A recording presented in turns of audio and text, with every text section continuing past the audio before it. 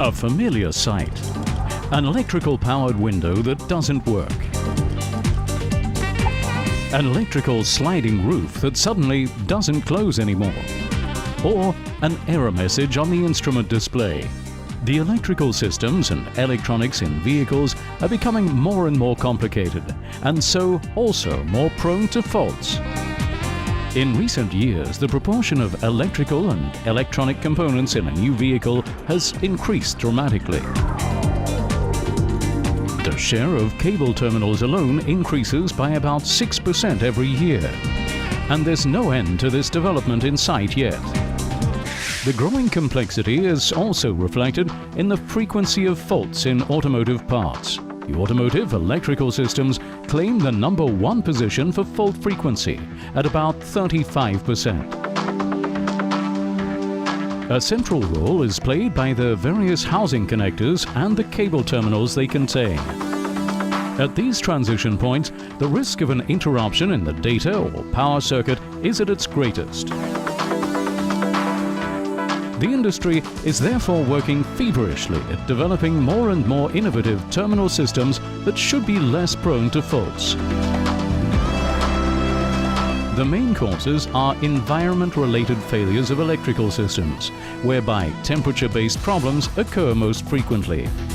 As the wires become hot, the increasing temperature is an inevitable consequence of the growing density in the junction box.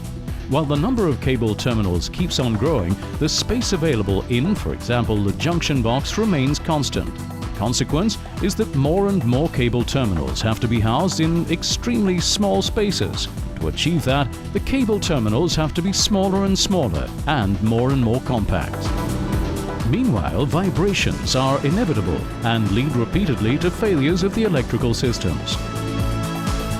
In order to avoid the cable terminal becoming loose from the housing, many cable terminals are fitted with one or even several snap-in pins. These pins lock the contact in the housing. The connection can be released non-destructively only using a suitable ejector tool.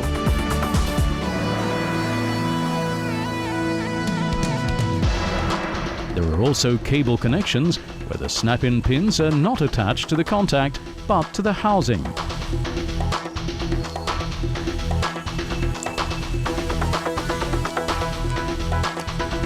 In this case again, a suitable ejector tool is indispensable. The snap-in pins at the contact may be arranged on one side, on two sides, on four sides, all around, symmetrically or even asymmetrically. For every cable terminal, or every housing, there's always a suitable ejector tool. Regardless of the challenges, Wurth offers a wide range of solutions. For additional support, many housings are also secured with so-called secondary locks. In order to make the secondary lock more easily identifiable, its color generally contrasts with the housings. It's only possible to unlock the cable terminal after removing the secondary lock. A specific ejector tool is also required for removing many secondary locks. It's always important to follow the proper working procedures, even when unlocking a cable terminal.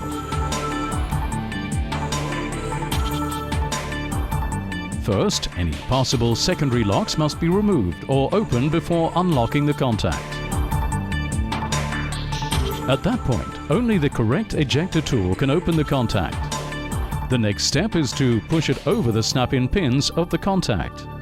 In almost all cases, the contact is unlocked from the front.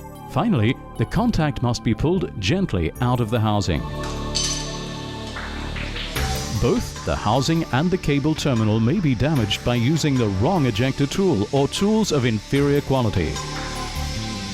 You should never lever the cable terminal because bent or even broken tools are always caused by improper use. In that case, the secure fit of the contact in the housing can no longer be guaranteed. In the worst-case scenario, it can even slide out of the housing on its own, and this can cause expensive downtimes. That's why Wurth supplies original tools approved by the contact manufacturers in its range. So, no risk for our customers. But how do you actually find the suitable ejector tool for a cable terminal? The contact dimension of the cable terminal and the respective ejector tool can act as a guideline, as they must be identical. You can find these contact dimensions in the respective Wurth product information. The contact dimension is defined by the diameter of the circular plug, also known as the pin. In the case of flat plug contacts, the key dimension is the width of the plug, sometimes called the tab. If there are two opposing snap-in pins, you should also check whether they're arranged symmetrically or asymmetrically. It's also possible to find out the right tool using the trade name of the cable terminal. Whether it's a junior power timer, a standard power timer, an MQS or a Ducom contact, the designations of which tool is suitable for which type should always be included in any good sales documentation. Another problem, dust and moisture. They can lead to faults and, in the worst cases, even to the failure of electrical systems. Numerous cable terminals are therefore designed to hold a single lead seal, which makes the cable connection dust and moisture-proof. If required, you must choose a cable terminal that's designed to hold a seal. All Wurth cable terminals for seals are designed with a star after the article number. The seal diameter of the cable terminal and the diameter of the seal must be identical. The same applies to the external diameter of the seal and the bore diameter of the housing. Finally, the installation diameter of the seal and the external diameter of the vehicle wire must also match.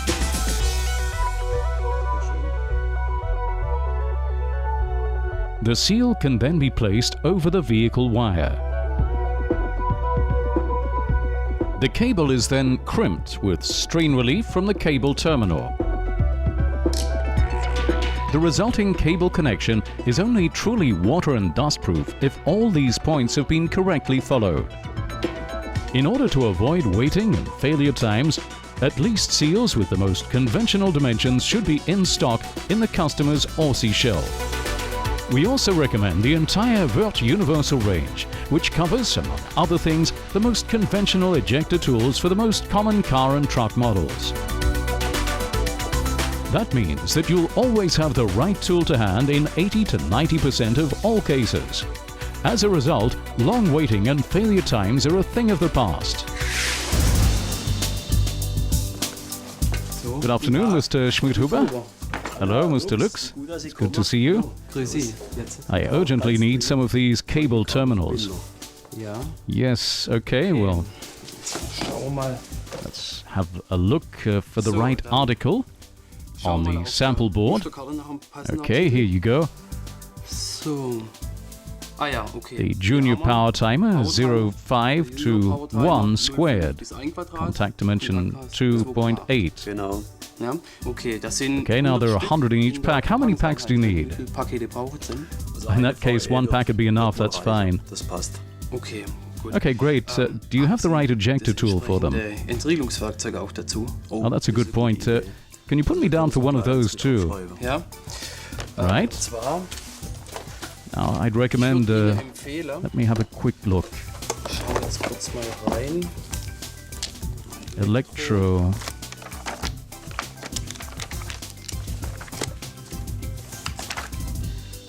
Now, here are all the ejector tools. Let's see, the right one for the junior power timer. Now, I can also offer the absolutely perfect solution for you because we have here our 17-part universal assortment for cars. That means that you always have the most common ejector tools and you always have the right tool to hand. What would that cost? Our 17-part universal assortment is just 455 euros. That's a bit too expensive for me at the moment. That's okay, Mr. Schmidt-Huber, but you mustn't forget that we're talking about specialist tools here. If you bought them all individually, Each single tool would definitely be more expensive. What's more, at Wurth you also get original approved tools, the ones approved by the contact manufacturers. I can see that, but if I know you, I'm sure you've got a cheaper alternative up your sleeve.